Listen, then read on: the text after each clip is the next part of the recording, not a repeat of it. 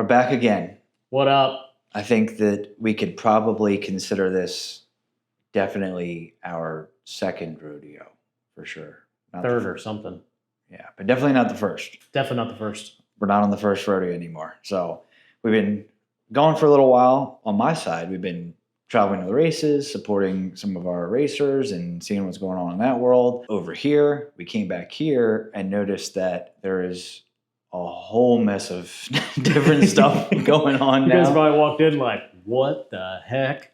You know what I was most impressed with? When I went over to Coors and I saw the individual bins, and I was like, oh shit, we're moving on up in the world. Yeah. For the parts, and A lot of cores. we've got a mess of Coors in the building right now.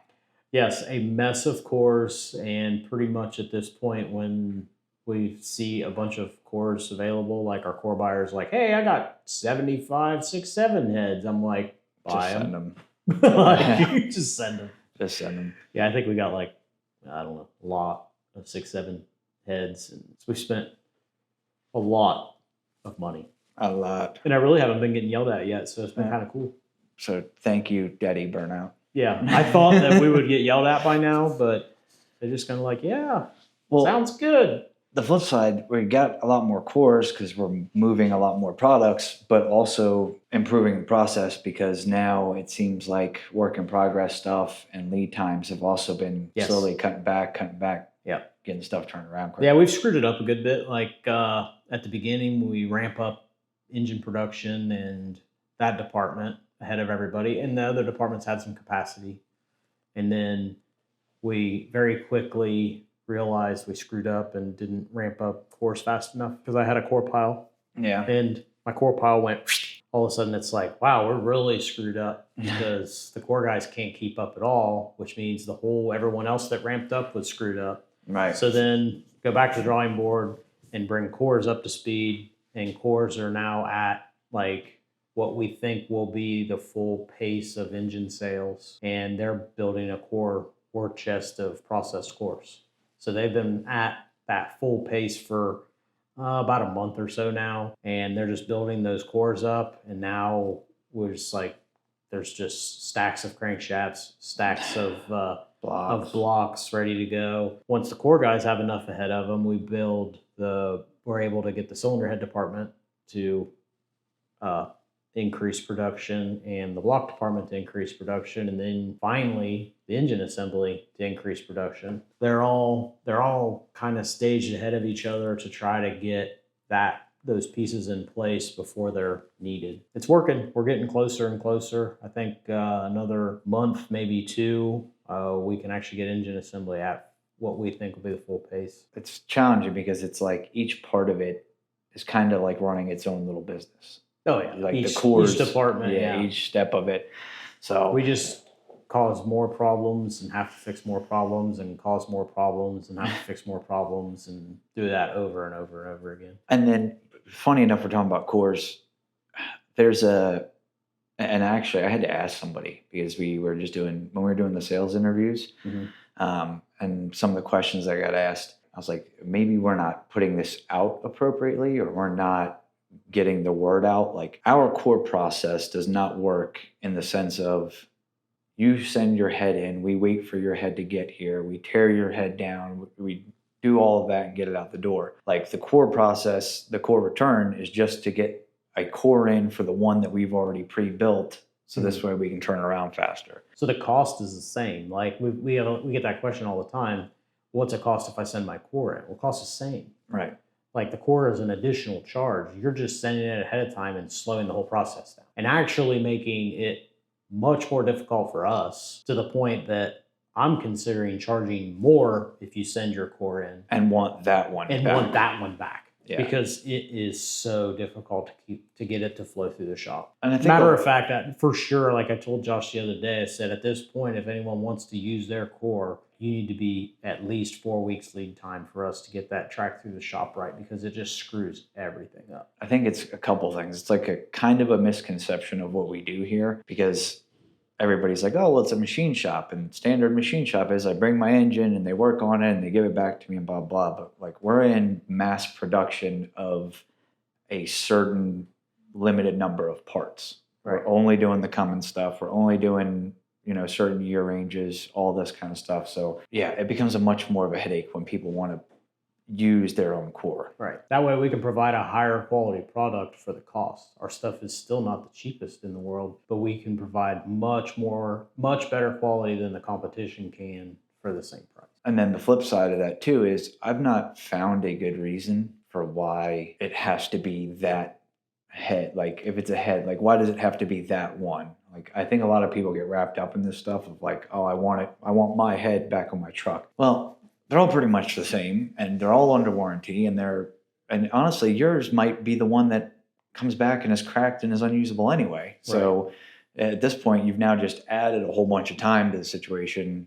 And what is the benefit of reusing that specific head that came off of that truck? It just makes everything much more difficult. Like we are essentially starting with a core that is inspected and blasted and cleaned like a brand new product. We're going to do the same thing to your head. So what is the difference at the end of the day? And that's where, yes, it does make things much more challenging. And honestly, I almost think we're going to have to raise the price for using your engine because it slows our whole process down.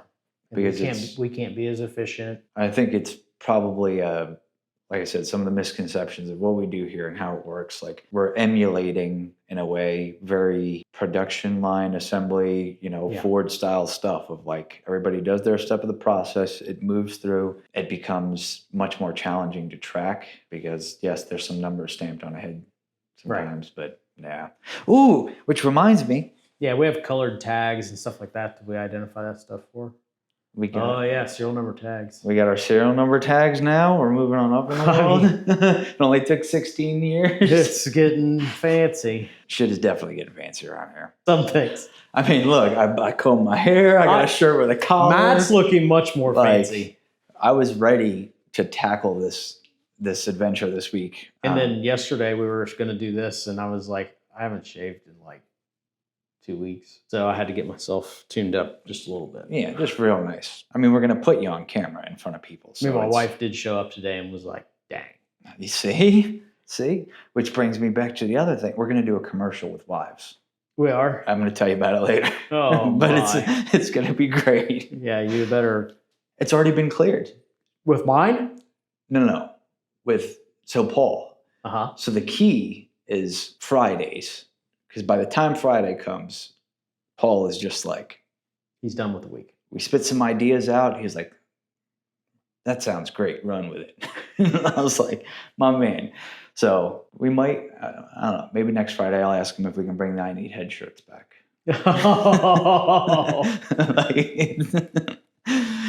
So those are a dud. We're not bringing them back.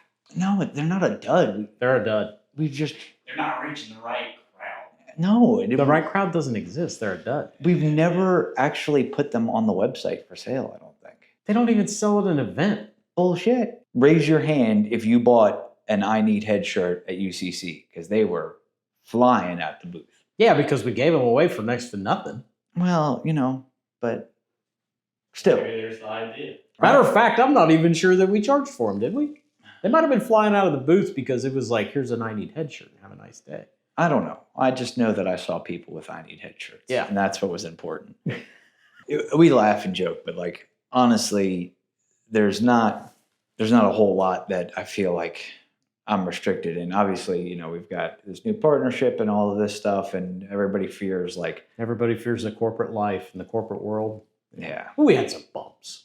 Yeah. I even had bumps with the upper level management, but at this point, it's a trust thing. It takes a while before everyone starts to trust each other. They trust that I'm not going to screw them up, and they trust that I start to trust that they're not going to screw me up intentionally. And it's a trust thing in the beginning, and everybody's kind of gotten past that, and it was the right decision for sure. We're definitely into a much smoother, now things are just kind of flowing, and we're keep pushing forward and do what we need to do. Now we can accelerate. We have resources and if we don't have the resources, we get the resources. Like we're already starting planning 2026 now. Yeah. And what resources are we going to need in 26 to execute on a plan in 26? Help! Drew's never done that. Like, there ain't no way. We don't even know. We never even made a plan. Like, we're gonna make a plan. That's wild. It is. And then we've got like, I mean, we do have more help. There's every time I come into this building, there's more and more people, more people working. What, at least 50% more than what we were? Yeah. Which is Head dope. count? Which is great because like here we are in this little old town in Ohio, just getting people to work. Yeah, we have meetings later today with like Jobs Ohio because Jobs Ohio is excited because we're planning on adding a lot more jobs here and good paying jobs. Like, we pay better than most people in town. They're super excited to help us recruit and help us find people and all that stuff. So got to put a plan together and execute on it and know how many people we need. Yeah, I'm asking for 17. 17 people? Yeah. Just for your department, probably. Yeah, only for mine. I was talking to AJ the other day. He said something, and I'm like, yeah, I can't help you there. I was like, but I can definitely get some more salespeople. Maybe, possibly. You got to produce. You can really produce, so it's going to make it happen. Speaking of new stuff and new people coming, by the time that this comes out, it should be launched, which is our first major collaboration project with BD and Burnout Brands, which is now the Ready Run engine on Block Package. So I kind of wanted to go over that a little bit, because I mean, at this point, we've been working on this for 6 months at least, I would think. Yeah, a while we were working on it. We've talked about it for close to 6 months because it was pretty high on the priority list, and we thought we could make it happen. And then we've had so many problems in the shop that just end up backburnering it, and we're to the point where we can get the thing moving again, and we're there. Like, we finally did videos and pictures, and we have them assembled. And we have some assembled. We just did some of the product photos and social media content and stuff behind it. So the Ready Run engine is the most complete engine package available on the market today.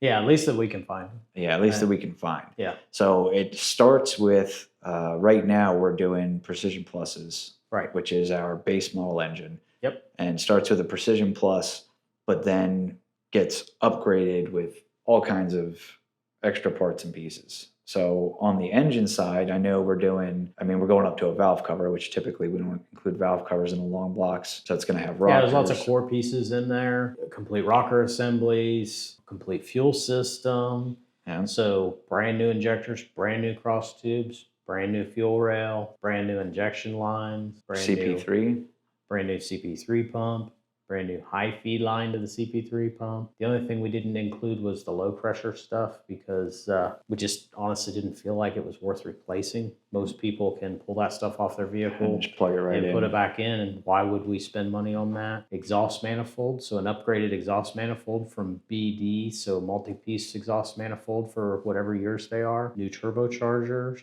With the turbo on it. Brand new oil lines, brand feed new and return turbo drains, all new sensors, cam and crank sensors, coolant temp sensor, thermostat, water pump, everything you need.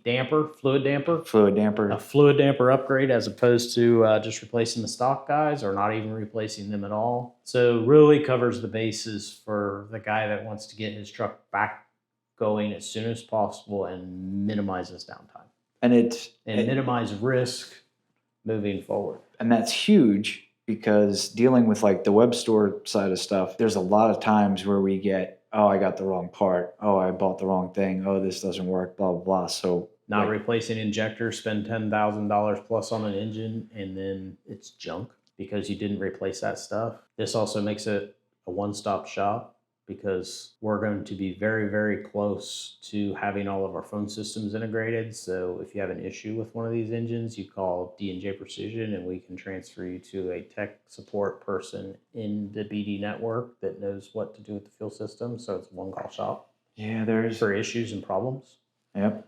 Same thing if you call BD for that problem and it's an engine related issue, they can get you to our team that knows the specifics on how to help you diagnose an issue or has a problem with an engine side. So if there's a turbo problem or an injector problem, you call either company. We're going to be able to get you better support faster with anything that's customer service related. One of the things that excites me the most about it is there's a whole bunch of stuff on there and parts on there that like you talked about the fluid damper. We've got ARP head studs. Mm-hmm. Like it's not just bottom of the barrel. Hey, let's throw something together so we can get it out complete. You know what I mean? Like we've got a bunch of different good parts that are just, here's the standard. Here's where we're putting it. Like, and we only go up from here. Yeah, I mean, we used to mix aftermarket stuff, aftermarket sensors and aftermarket water pumps and stuff like that, but stuff that's been tried and true and good because we're still aware of the price point. If you put genuine Cummins parts on all of that stuff, I mean, you're talking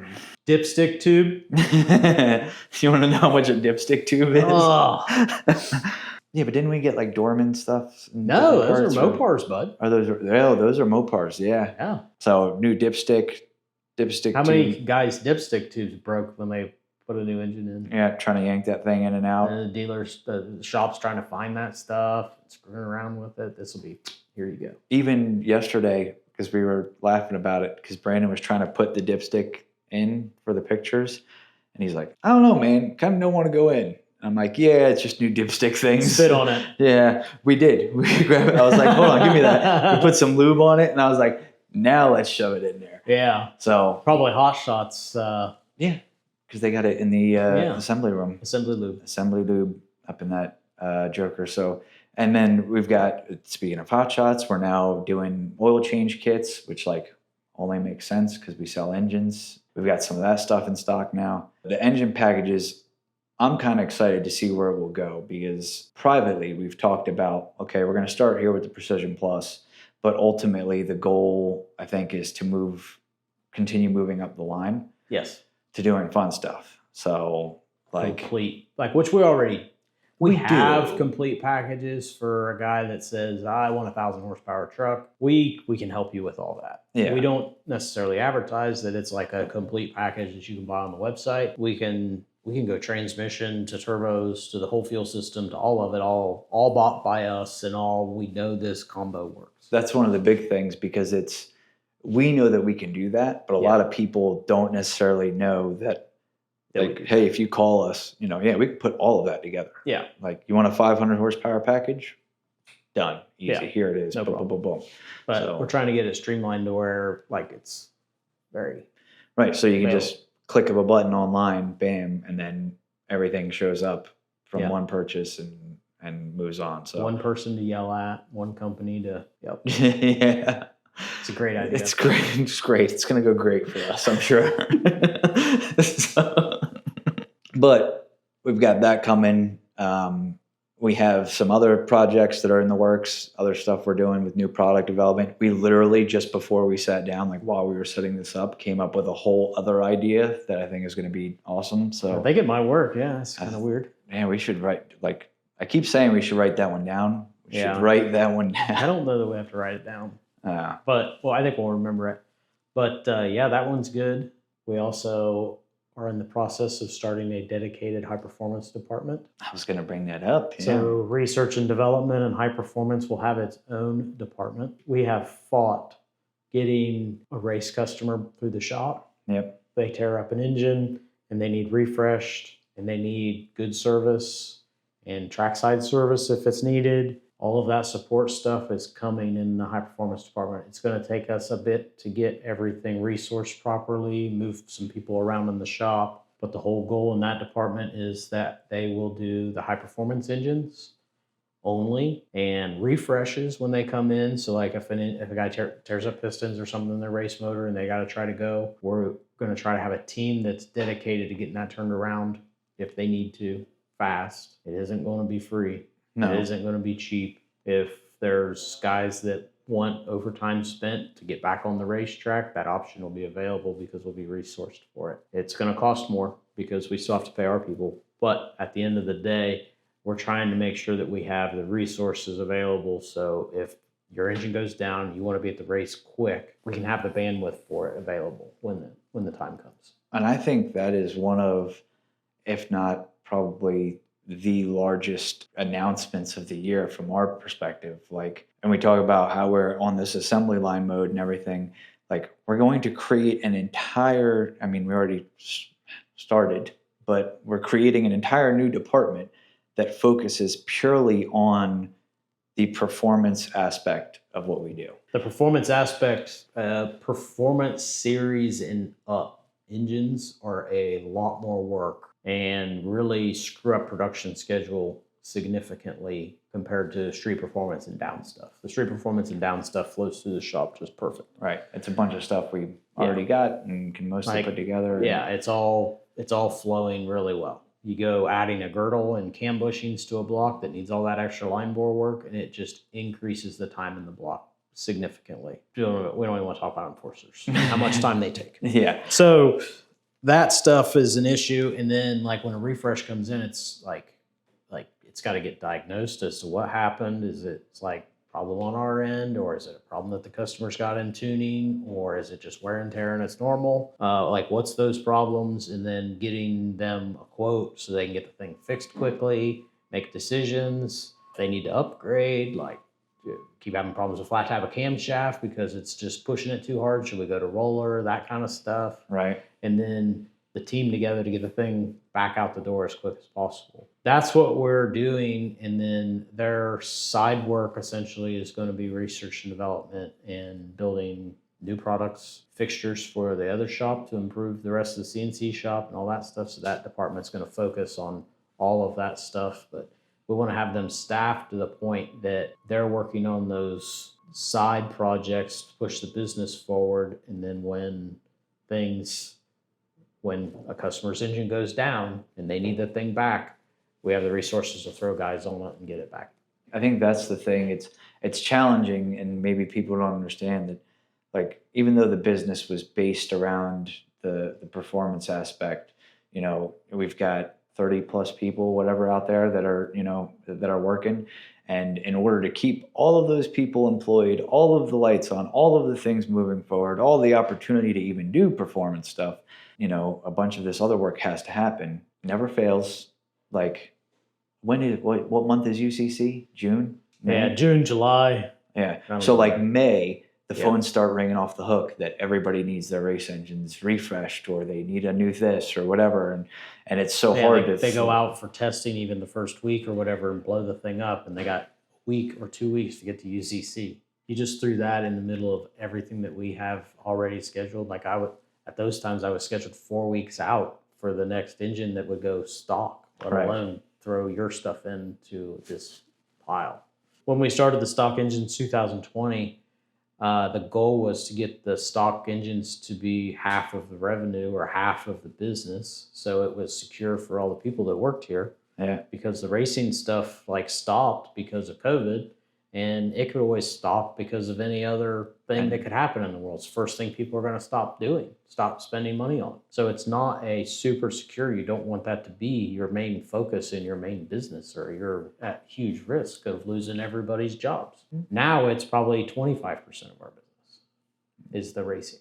So we have to be able to get that into its own spot and make that work. Even at, you know, if that performance is 25% of our business, but it takes a special care, and we want to give it the attention it deserves. It needs the attention it deserves. We want to take care of those customers how they should be taken care of, and they haven't been getting taken care of that way. Yeah. It's super frustrating. It's probably more frustrating for us than it is for the customers. Oh my God. It has made us extremely angry. If they could hear some of the conversations Oh, that we have had over, and it's not over like customers like, it's not the customer's fault. yeah, AF that guy. It's just like frustration of, we really do want to help. We really do want to, you know, be there for everybody and give them the attention they deserve. But then there's 6 of them at once, and then we still have to run a business. It is a conversation. It really got to the point that it was a conversation of we either do it or we don't. stop. Yeah. And it was down to that. And We are not half doing it anymore. And we've been half doing it honestly for years, probably 2 or 3 years of half Taft taking care of the situation right. That was quite a gamble. Because I remember that those conversations at that point. Because I was like, look, I'm at the racetrack all the time. I got to deal with these guys face to face. So either let's do it or let's stop doing performance work because I don't want to. Yeah. I don't want to be the guy that stands here and go, sorry. Yeah, sorry. Yeah. You know. So it is going to take us some time yet to get it up. I mean, we're still really probably 6 months from that being full shaped and flowing and working and all that stuff, because some of where we're going to use the department like the space that place is going into is the old parts department that's going to move to the back building. So there's things that have to happen in place before that can happen. And then we have to backfill positions. We have to teach that. Probably going to have to hire even for that department. So it is coming. By next spring, I feel like we can have a good handle on that for those guys. And we can have a good handle on it for the winter rush and the winter builds and all of that stuff. And it's important too because like that is not a entry level position. So it's like, do we take people off the line here that have the experience and quality and ability, but then we also have to replace them. So it is a much harder problem than most people realize. Yeah, it is. Like it's a much harder problem. And we've had this conversation. I mean, we've had this conversation with our leadership team and everything, and it was like, what do we do? And there's only so many dollars in the pot. Yep. So we have to shuffle things around and make things work and allot resources to other places. But it's going to free up the rest of the team significantly to be able to get more regular stock engines done and get that stuff flowing even better. I think once it's up and rolling, it's going to make a huge impact. We've already started implementing some of this stuff. One of the first things kind of got tackled recently was the Doug Show project, the pulling thing. That's a prime example of a freaking disaster. Like it is. The thing came last August. We got busy right after it, and there was some parts stuff that were other manufacturers and stuff that slowed it down. And at the end of the day, we just totally dropped the ball. Totally dropped the ball. Super, super frustrating. And super frustrating for us, super frustrating for Doug. I mean, the thing just left was like a year for a refresh pretty much, dyno it, and some new injectors and fuel system stuff. Like, this was ridiculous. And that's wild because, like, I'm in awe. That's not even where I was going with it, but I'm in awe of just like, hey, yeah, we screwed that up from start to finish. Oh, from start to finish. And that's the thing. I think a lot of people would be surprised to know is that, like, the way that we react about stuff. We have different instances of stuff or whatever the case may be, and sometimes shit is our fault, and we would be the first ones to be like, no, like that was our fault. Yeah, you got to own it. But one of the things he's got. Run me kind of through what that setup is. Yeah, you're not familiar with those things at all. Yeah, pulling, I don't get it. Yeah. It's a super stock puller. He had an Enforcer. They bought the truck used and then upgraded it from like a 3.0 to a super stock truck at one point. And his Enforcer was like 10 years old.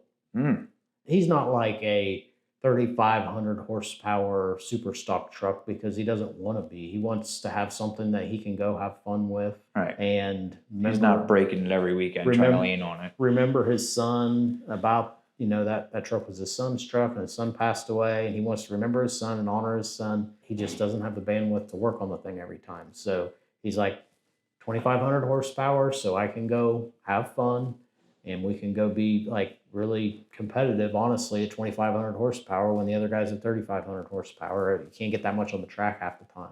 Yeah. So he's just like, thing lasted like 10 years. Why don't you guys do it again? I just want like 2,500 horsepower and, dial the thing in so we have that to work with, and then the thing will survive. So we just got it on the dyno and started timing way low, water injection safe and all that stuff, and then just creep timing up a couple degrees at a time until it made 2,500 horsepower and quit. And that was it. Yep. So it's got way more in it, but we just creep timing up real slow until it got to 2,500 horsepower and shut her down. Now, what was the deal with the fuel pump, the Sigma thing? That's a Sigma pump. So like a lot of that sound it has and all that stuff is because of the pump, and the pump delivers so much fuel so quick that the reason it's lopey and it has that rut is because when it delivers fuel, it delivers so much fuel so fast that the engine accelerates, and then the governor has to catch back up to it, and it delivers no fuel, and then comes back down and hits again.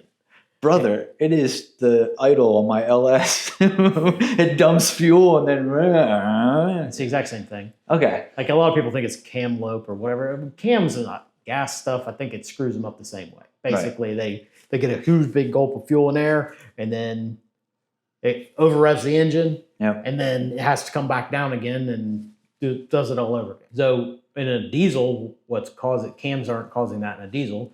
It's the fuel system that's causing it. Yeah. So it's the same thing that the pump is doing, and those pumps are really big and really obnoxious and really old technology, but they work. I mean, they're cool. They're definitely cool. Like nothing that'll get you kind of shaking like those things do. I mean, just revving the thing up and getting it to 5,000, testing the clutch out here and everything. You're like, this is pretty cool. Pretty damn cool. Yeah. So, And I've done a lot of stuff, and those things still make me the most nervous by a long shot on the engine dyno. Really? Oh my God, yes. why? Like shaking nervous. Oh yeah, they'll get you excited, man. It's mostly the sound. It isn't that it's making Right. more horsepower or anything. It's the sound and the risk, because they're junk. And the pumps stick in the mechanical stuff, and they just so many things that can go wrong. Like the electronic engines used to be that way, and now they've become so reliable anymore that now the mechanical stuff is more likely to break, more Right. likely to blow Have an injector issue. body apart or blow an injection line off and catch the dyno room on fire, anything stupid like that.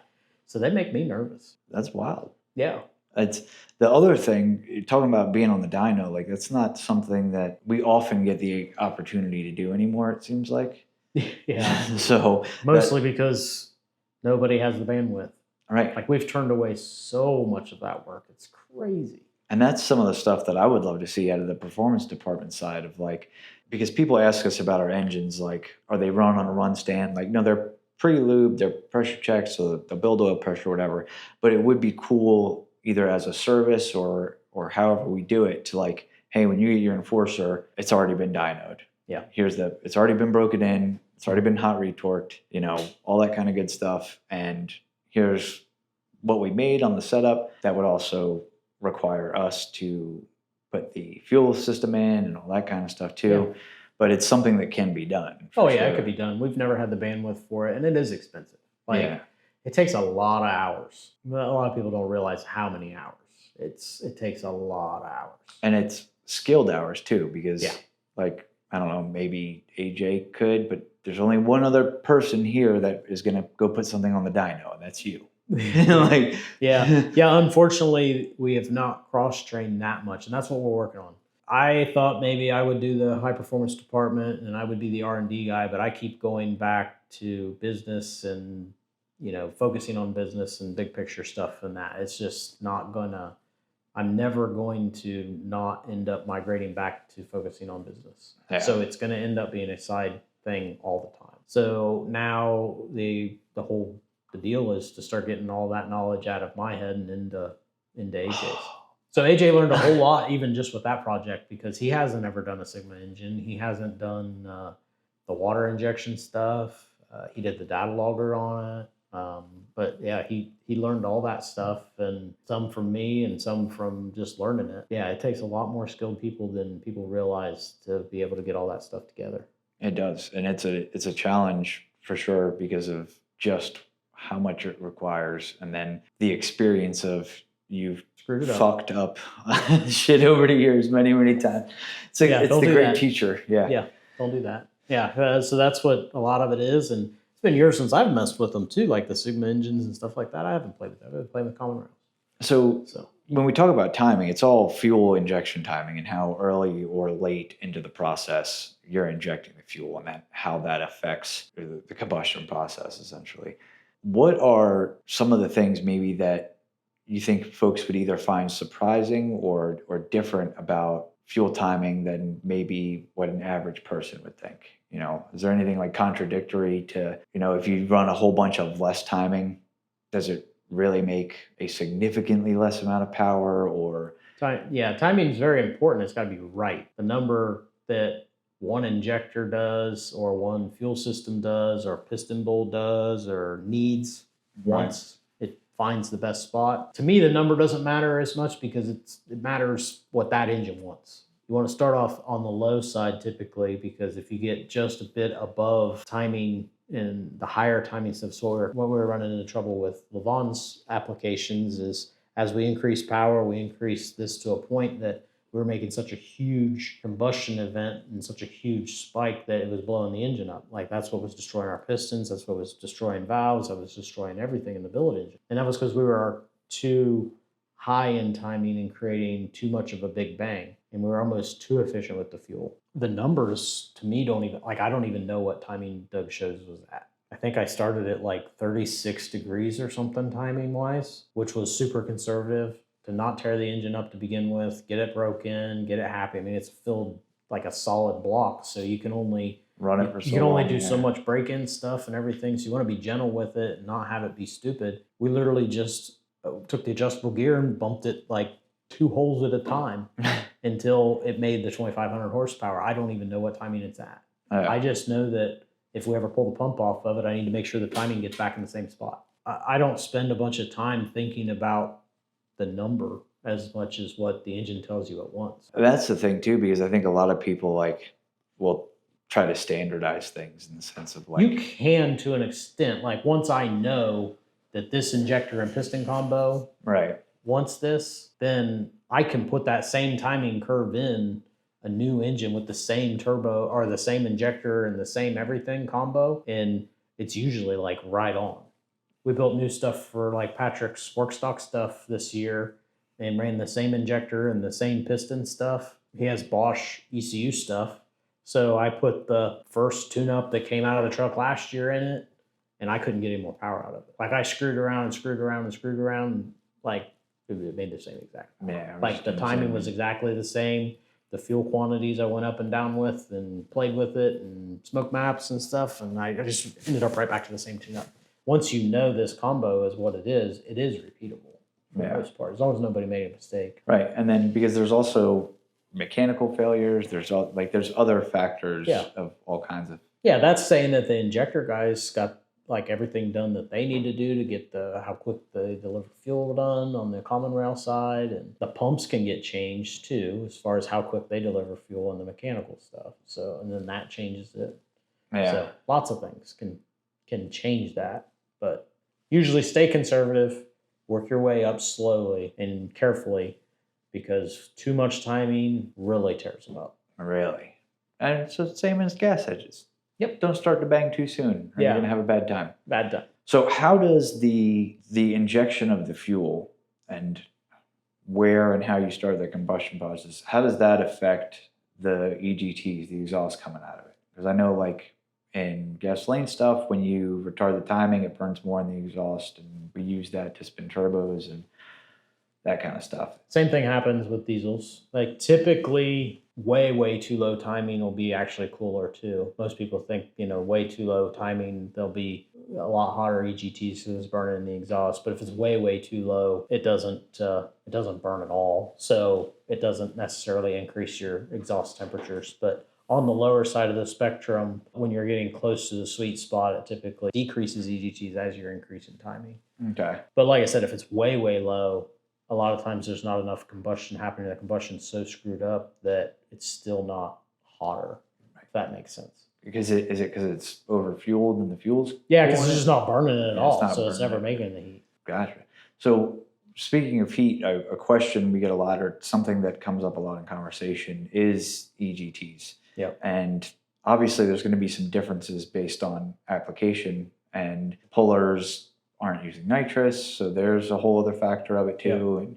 And but for like a heavy hauler, our first basic step up, where do we want to have EGTs to live a long, happy life? Yeah, 1250, 1300 degrees is ideal to kind of cap those things at. And a heavy hauler application too, you really want to watch coolant temp and oil temp. Those are more indicators because if you get super long periods of time that they're up at, even at those temps, it's going to start overheating the cooling system and overheating the oil system, and that's ultimately what'll kill those things, other than like cracking cylinder heads and stuff like that with high EGTs. So the sustained load is a whole different ball game than the quick blasts and the high performance stuff. High performance wise, we have definitely found that if a guy takes the time to get his tune up to like 1650 degrees or less, an extended period of time, like a sled pulling application where they're 15, 20 seconds down the track, even a slower race vehicle or even a fast race vehicle, if you can keep them like 1650 and below, the life is stretched out like significantly. Makes a huge difference. Now, one of the things that we talk about with our heads and porting, obviously we talk about when we port the heads, there's a reduction in EGTs, but there's a kind of like a point of no return where it can be counterproductive too, right? Because we're removing metal from it. So if it's super long periods of time, under heavy load, under high heat, but how do we reduce EGT by porting the head? Like, how does that process work? What is it about that makes it drop? Well, you increase airflow. So anytime you increase airflow in a diesel, your air fuel ratio goes down. So that's how you're reducing EGTs. So same fuel quantity. Not necessarily saying it reduces EGTs all the time, because if you just add more fuel, now I'm going to add more power. But if you were at the same fuel quantity, so stock truck or same tune-up or whatever it is, it's going to reduce EGTs because it leans it out. Because we have more combustible air. That makes sense. Yeah. And then that's on the lean side of the fuel curve. If you're on the fat side of the fuel curve, it could go the other direction. when we talk about the downside of that, because there's everything in life is a give and take. So the downside is, we've had conversations with folks about, like burnout trucks. The cooling system has to be on par. It has to be working well. It's got to be efficient. And maybe we wouldn't necessarily recommend a stage 3 head on a burnout truck. Well, it's not, a burnout truck doesn't need to make that much power. It doesn't have to make that much power. We could put more turbos on it. We could put all the stuff that we need to make it make the power. So then at that point, we would go like a reman head, because we just want to keep the exhaust ports as thick as possible. And those guys are idiots. They're burning the shit. Yeah, I mean, they're doing that for show, Yeah. but like literally like flames out of those things the whole time. I mean, what do you expect? Yeah. So try to set those guys up for success. But that's why we're so hell bent on, hey, pick up the phone, call us, talk to us, tell us what you're doing, what the application is, how you want to use this, because we want to help you get the right part from the start for what it is you're doing. Yeah, we're not purposely trying to sell you more expensive shit just to make money. Like, we want to, all it does is piss everybody off. I don't want to be frustrated dealing with a frustrated customer. So why would I put myself in that spot? And I think it's sometimes people get surprised by maybe some of the recommendations we do make. The fire ring thing, every time we talk about fire rings, it's like a big hoopla on the internet.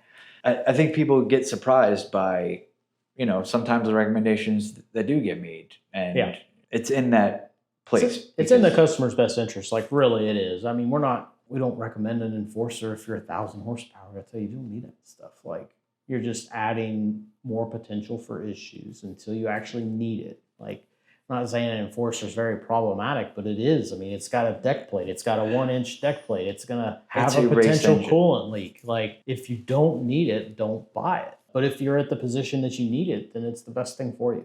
And that's where we are honest about that. And that's one of the problems we're going to have training new salespeople. Yeah, because that is a big struggle, getting folks to understand that. I get it. We sell a bunch of them. All kinds of people have them. There's all kinds of stories, whatever. But it is a race engine. We do have daily driver versions, whatever. But like, if you are going to that level of doing something that extreme with the engine, like, it's not a thing that you're never going to turn a wrench on. Yeah, there's risk involved. It is what it is. Yeah. But finding that crossing point, because we go up to a performance series, and then after performance series, you got to take the leap But you as the person, the customer, the driver, or whatever, have to be ready to take that leap of, I'm entering a new world if you've never been there before. Right. It is a new world. Be ready for that. Yeah. So Exactly.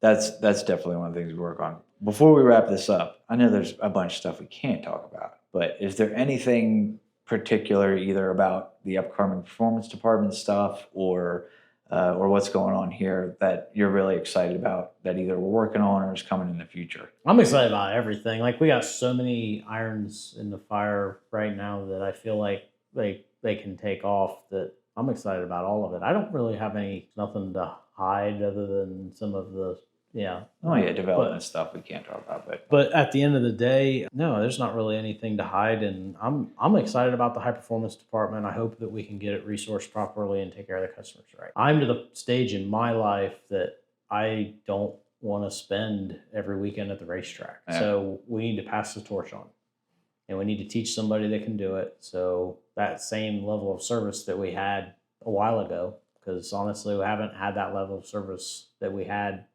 for a while, needs to come back, and we need to get that torch passed on so it can continue on. And we're very fortunate, honestly, with our group that they're allowing us to do it. Yeah, that's a whole other thing. Like that sounds completely contradictory of what people would think is everyone going would on. say, oh my God, the corporate world's going to screw it up, but they're actually going to support every aspect of our business. Which is awesome. But it also has to make money. Yeah, it's got to make sense. Because we have to pay our people. This stuff doesn't happen for free. And that's always been the struggle on the performance side, is the guys are always working on that budget and they're trying to get things for a lower price. And we can't do that stuff. Like we have a legitimate business. And if you actually want the legitimate support, it's going to cost money. And that's just unfortunately how it is in the world anymore. You know what I'm really excited about? And this will get some steam coming out your ears? Billet engines. No, I don't. It's not getting steam built out of my ears. It's gotten steam built out of my ears for years because we have not been able to properly support it. So now we are going to be able to properly support it, and that I want to make it happen. Yeah. So and I think people don't know that privately we have been trying to push things along, and some progress has been made. It's not what we want and how quickly, whatever, but we're committing to it, and that's like we're different than some of the companies that commit to things and then don't deliver. I've been in that position before, and I don't want to be in that position. So if we commit to it this time, it's going to get done, and that's where it's at. We haven't advertised that billet engines are available yet because we still got to get that department up, and we don't want to have unrealistic expectations. Right. So, but we have 5 in process. But the day they let me off the leash, I'm shoving billet engines down everyone's throat. Yeah. I mean, we can sell them. We just need to be able to properly resource it and not get ourselves. It just sets everybody up for being frustrated. Yeah, there's nothing worse than telling somebody like, yes, absolutely, we can do this for you. Either it just takes way longer than it should, or whatever, and you know what? Let's just not even, Yeah, like I don't want to have to worry about that stuff when I go to bed. So we're not going to set ourselves up for it. Perfect. Well, I think that's a good place to wrap up for today. We've gotten a lot accomplished. Is there any other questions? We've answered some of our internet questions, which is great, because my favorite one, and why the engine is spinning but the valve chain isn't spinning and all that. Like Cam's rope. It's all camera tricks, man. That's all it is. Yeah. So as it turns out, we're not complete idiots. Yeah. It's just people are seeing different parts of the process and don't understand that we're giving you, and this is probably why people don't show you different parts of the process, and everybody's like, oh, losing their minds. Yeah, there's a video of spinning an engine up to check oil pressure in the clean room. Yep. As part of our QC stuff. They just have rockers on it, so because it's easy to put rockers on it and make sure that it's lubing the rockers and the oil doesn't squirt at the ceiling. Yep. And we spin it up to make sure the oil pump works and the suck tube works. And we don't want to have to spin the valve train to do that, because all we really did, because it was easy and cheap, was to put a starter motor on the thing, and on a bell housing. We got enough core starters that if it wears out, we just get another one. Yep. So it was like quick and easy, and we can do it on an engine stand, and we can spin them up, make sure they're going to build oil pressure for the customer right before it goes out the door. The only reason the rockers are on it is to plug the holes and make sure it's lubing the rockers properly. And it builds, you can actually see that it's building oil pressure correctly because it's the same restriction in the rockers. Huh? Like rocket science. Yeah, but boy, it's got a lot of comments. It gets wild out there for sure. Yeah. So definitely, and there's going to be a bunch here because we're going to be jerks and clip certain parts out of this specifically to piss the people on the internet off. So Nice. that's going to go real well That's for good. us. I'm glad But- I don't really look at social media anymore. Yeah.